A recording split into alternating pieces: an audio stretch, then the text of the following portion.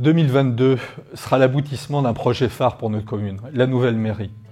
21 ans après la fusion de Les Aubiers et Noailles-sur-Argent, il était temps de disposer de locaux pouvant réunir en un seul site tous les services de la commune et permettant d'accueillir, dans de bonnes conditions, les habitants et le personnel de la ville. Labellisée par l'État Petite Ville de demain, Noailles-les-Aubiers bénéficie depuis début janvier du soutien d'une agent recrutée pour accompagner la rénovation de l'habitat, le développement des commerces et des services. État, région, communauté d'agglomération et ville soutiennent financièrement ces actions et je vous invite à nous solliciter dès lors que vous avez un projet de rénovation ou un projet de développement.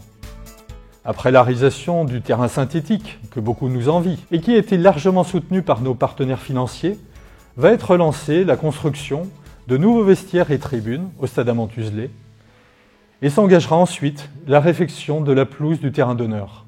Quant au report du championnat de France de para-badminton au complexe sportif de la Ronde, espérons que les conditions sanitaires vont nous permettre de reprogrammer au plus vite cet événement. Autre projet qui verra le jour en 2022, la résidence Habitat Jeunes dans l'ancienne maison de retraite Béthanie. Une douzaine d'appartements permettant à des jeunes en stage, dans un premier emploi, d'accéder facilement à un logement. La demande de logement est forte à Noailles-les-Aubiers, portée par des entreprises dynamiques. Et de nouveaux terrains vont être ouverts à la construction, au Coteau des Justices, derrière la salle du Vieux-Relais, chemin de Chausseret et sur les Samars, à côté du Clos des Érables.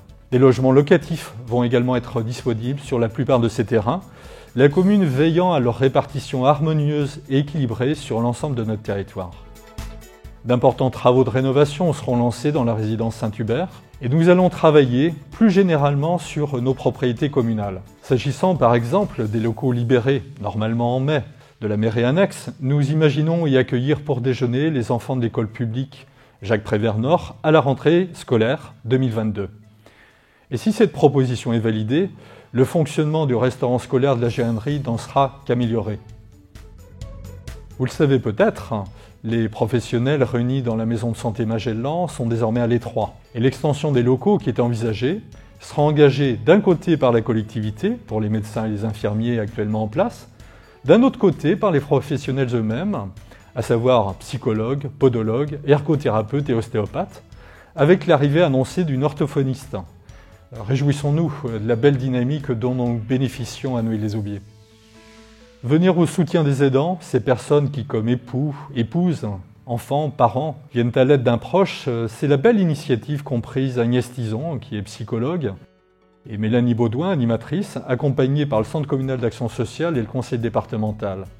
Une fois par mois, une rencontre sera proposée. N'hésitez pas à en parler autour de vous pour que les aidants puissent s'échanger et un peu souffler. Plantation d'arbres, cadastre solaire, parcours de randonnée, voies douces, bien des actions vont voir le jour pour conforter Noailles-les-Aubiers dans son statut de ville nature. Et si nous ne disposerons pas encore cette année de la baignade au Val-de-Scie, sachez que des animations vont être organisées, en plus de toutes celles qui font de Noailles-les-Aubiers une ville où il fait bon vivre.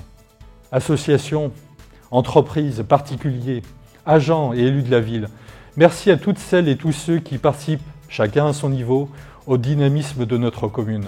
Belle et heureuse année 2022 à Noailles-les-Aubiers.